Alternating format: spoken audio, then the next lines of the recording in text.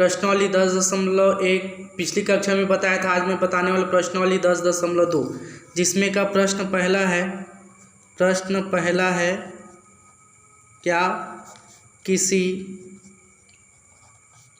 समांतर श्रेणी का पहला पद 4 और दूसरा पद 7 है तो तीसरा पद ज्ञात कीजिए।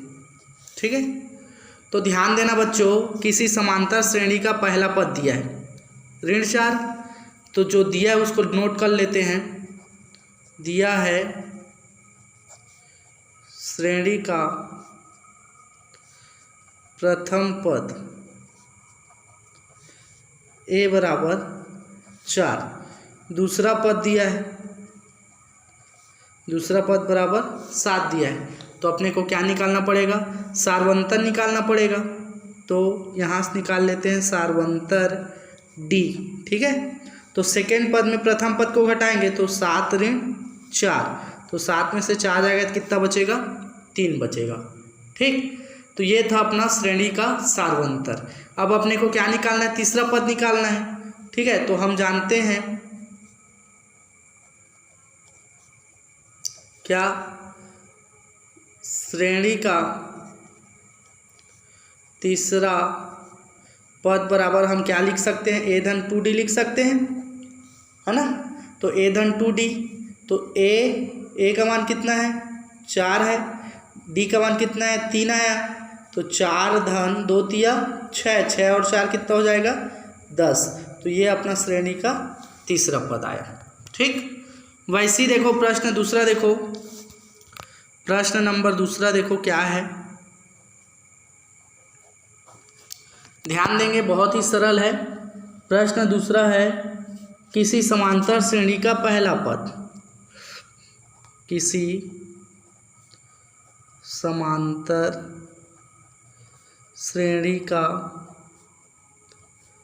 पहला पद ऋण 3 और दूसरा पद धन 1 है तो श्रेणी ज्ञात कीजिए। ठीक, किसी समांतर श्रेणी का पहला पद ऋण 3 है और दूसरा पद क्या है? धन 1 है, तो श्रेणी निकालना है अपने को। तो कैसे निकालेंगे? जो दिया है उसको नोट करो। क्या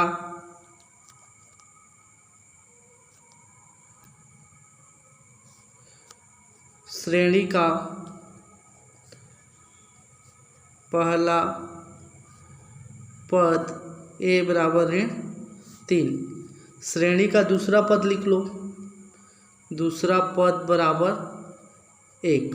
ठीक, श्रेणी ज्ञात करना है तो सार्वंतर निकालना पड़ेगा, तो सार्वंतर बराबर हो जाएगा, सेकेंड पद क्या है? 1, और सार्वंतर निकालेंगे तो घटाएंगे, और ऑलरेडी ऋण 3 है तो d बराबर हो जाएगा 1, ऋण और ऋण धन 3 और 1 क्या हो जाएगा? 4, तो d का मान कितना आ गया? 4 आ गया। ठीक है, इसके बाद क्या करेंगे? श्रेणी निकालने के लिए बोला जा रहा है, तो पहला पद ये हो गया, पहला पद ऋण 3 हो गया, दूसरा पद 1 है तो तीसरा पद निकाल लेते हैं। तो श्रेणी का तीसरा पद तो क्या होगा? a धन 2d होगा, तो a का मान कितना है? ऋण 3, और d का मान कितना है? 4, तो ये हो जाएगा ऋण 3 धन 4 दूनी 8, तो 8 में से 3 जाएगा तो कितना बचेगा बच्चों? 5। तो श्रेणी हम बोल सकते हैं क्या? अतः श्रेणी बोल सकते हैं हम लोग क्या? पहला पद कितना है? ऋण 3 है, दूसरा पद क्या है? 1 है, और तीसरा पद क्या है? 5 है। ये अपना क्या हो जाएगा? आंसर हो जाएगा। ठीक है, अगला प्रश्न ध्यान देना, प्रश्न नंबर तीसरा। ठीक है, तो प्रश्न तीसरा चलते हैं। प्रश्न नंबर तीसरा, किसी समांतर श्रेणी का पांचवा पद। किसी समांतर श्रेणी का पांचवा पद 11 और 9वां पद 7 है। श्रेणी का 10वां पद ज्ञात कीजिए। ध्यान देंगे बच्चों, किसी समांतर श्रेणी का पांचवा पद 11 बोला गया है और 9वां पद 7 बोला गया है। श्रेणी का 10वां पद निकालना है, तो हमें श्रेणी का वहाँ पद निकालने के लिए क्या क्या मालूम होना चाहिए? ए मालूम होना चाहिए और डी मालूम होना चाहिए। ए मतलब श्रेणी का प्रथम पद, डी मतलब सार्वंतर, ठीक है ना। तो मान लो श्रेणी का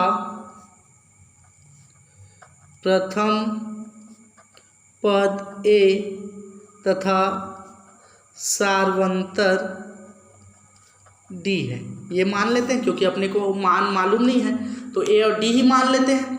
अब श्रेणी का पांचवा पद 11 बोला गया है, तो प्रश्नानुसार लेंगे क्या श्रेणी का पांचवा पद बराबर 11। तो पांचवा पद को हम क्या लिख सकते हैं? ए धन 4D लिख सकते हैं, क्योंकि पांचवा जितना पद बोला जाएगा उसमें एक कम, तो पांचवा पद मतलब ए धन 4D और ये क्या हो जाएगा? 11 हो जाएगा। ठीक, इसको समीकरण नंबर 1 मान लो। उसके बाद क्या बोला है? श्रेणी का पांचवा पद 11, ठीक है। अब उसके बाद क्या बोला है? श्रेणी का 9वां पद बोला गया है, तो श्रेणी का 9वां पद बराबर 7। तो 9वां मतलब कितना होगा? ए धन 8D होगा और उसका मान कितना है? 7 है। इसको हम मान लेते हैं समीकरण नंबर 2। तो समीकरण नंबर 1 को देखो ए धन 4D है, समीकरण नंबर 2 को देखो ए धन 8D है।